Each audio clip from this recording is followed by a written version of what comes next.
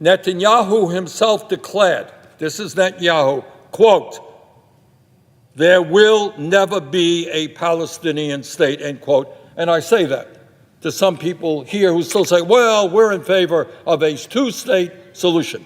That is not Mr. Netanyahu's position. Quote, he said, "There will never be a Palestinian state." Deep within the halls of the Senate, a long-standing alliance is reaching a violent breaking point.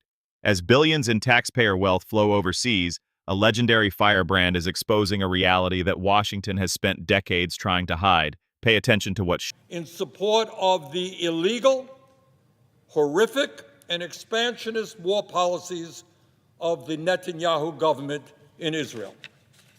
Since October 7th, 2023, the United States has provided over $21 billion in military aid to Israel. And today we are saying loudly and clearly, enough is enough. Mr. President, we all know that on October 7th, 2023, Hamas, a terrorist organization, attacked Israel. They killed more than 1,200 innocent men, women, and children, and took hundreds of hostages. I believe that there is no disagreement in this chamber that, like any other country on earth, Israel had the absolute right to respond to that barbaric Hamas attack.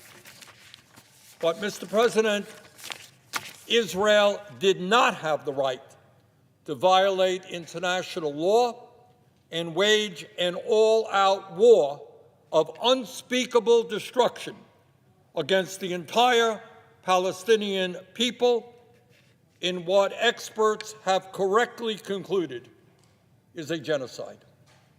Israel did not have the right. The word genocide is the ultimate third rail in American diplomacy, yet here it is being laid directly on the Senate floor. What you're seeing isn't just a speech. It's the systematic dismantling of the absolute right to respond narrative that has provided cover for months of escalation. Sanders is doing something dangerous to the status quo. He is attaching a human cost, calculated in American tax dollars and Palestinian lives, to a policy that most of his colleagues would rather treat as a mathematical abstraction. Out of a population of 2.2 million, to kill more than 72,000 Palestinians in Gaza and wound over 170,000. That is more than 10% of the population. If that happened here in America, that would be over 30 million Americans dead or wounded. And in Gaza, a strong majority of the dead and wounded are women, children, and the elderly. And by the way, that number is likely an underestimate as to the tragedy, as bodies are literally being pulled out of the rubble every single day. Mr. President, Israel did not have the right to destroy virtually all of Gaza's infrastructure, including its water and sewer systems and its supply of electricity. They did not have the right to demolish every one of Gaza's 12 universities, along with hundreds of schools, dismantling their entire educational system. Vast majority of the children in Gaza today are not in school. Israel did not have the right to indiscriminately bomb civilian neighborhoods and damage or destroy over 90% of the housing units in Gaza. Over 90% damaged or destroyed, resulting in the vast majority of the population there now sleeping in tents. That is where they are today.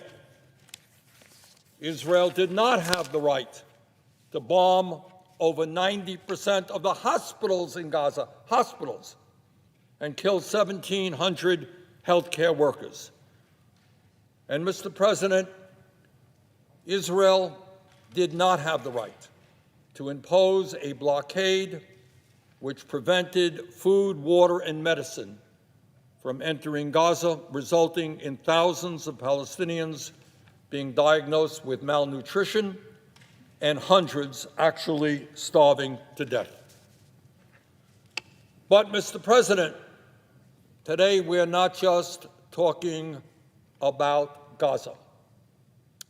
In the West Bank, in direct violation of international law that protects Palestinian territory, Israeli soldiers and settlers since October 2023 have killed over 1,000 Palestinians, including 233 children. During that period, Mr. President, they have demolished more than 6,000 Palestinian homes and established more than 200 new illegal settlements and outposts in Palestinian territory. And let us be clear, because I think there is some confusion about this. These actions are not just the results of some extremists, out-of-control settlers who are just doing whatever they want. Those actions are consistent with Israeli government policy.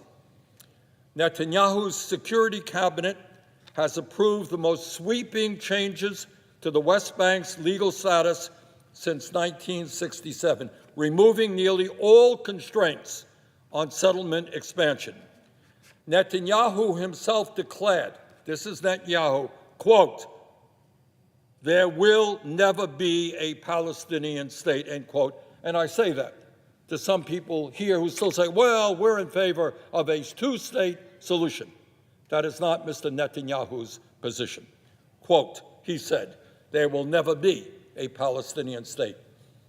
His finance minister, Bezalel Smotrich, bragged that new settlement construction in the West Bank would bury, that's his word, bury the idea of a Palestinian state. But, Mr. President, it is not just Gaza and the West Bank. We now know that Netanyahu convinced President Trump to start an unprovoked and unconstitutional war on Iran. For 40 years, Netanyahu has wanted the United States to participate with Israel in a war against Iran, and finally, after 40 years of effort, he finally found in Trump a president willing to go along. The silence following this speech is louder than the words themselves. What Bernie Sanders just did wasn't just a legislative motion, it was a forensic audit of a geopolitical marriage that is rapidly turning toxic. For decades, the consensus in Washington was a fortress, unshakable, unquestionable, and most importantly, profitable. But as you just heard, the cracks are no longer just visible, they are structural. The mention of IPAC at the end wasn't a throwaway line, it was a direct challenge to the primary mechanism of political influence in the United States. But here is what nobody is asking. If the Senate actually listens, what happens to the American defense industry? Sanders pointed out the $21 billion in military aid.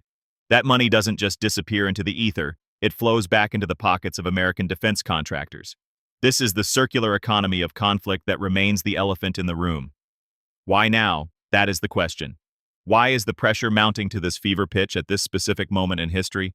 It's because the gap between the American public's lived reality, struggling with $4 gas and a $37 trillion debt, and the government's foreign priorities has become a canyon. Think about what this means if you are sitting on the other side of this. For the Netanyahu government, this speech represents the most significant threat to their strategic depth. If the United States, Israel's ultimate guarantor, starts attaching disapproval to bulldozers and bombs, the entire map of the Middle East changes overnight. We are seeing a move from performative concern to structural opposition.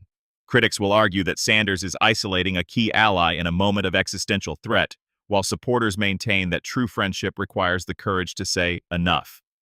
The mainstream narrative wants you to believe this is just about Gaza, but as Sanders articulated, the scope has expanded to the West Bank, Lebanon, and Iran. This is no longer a localized conflict. It is a regional transformation being fueled by the very machines the Senate is being asked to approve. If this is the analysis you are not finding anywhere else, you already know what to do. We are at a crossroads where the domestic economic crisis is colliding head-on with an expansionist foreign policy. The historical parallels are haunting, moments where a superpower must choose between its global ambitions and the stability of its own people. Sanders is betting that the American taxpayer is tired of being the silent partner in a war they didn't vote for. This story is far from finished. The votes may be counted, but the cultural and political shift this speech represents is only just beginning to ripple through the 2026 landscape. Will the Senate hold its line, or is the pressure from the 60% living paycheck to paycheck finally going to break the glass? The answer will define the next decade of American power. Thanks for watching. Subscribe, share, and comment below to keep the conversation going.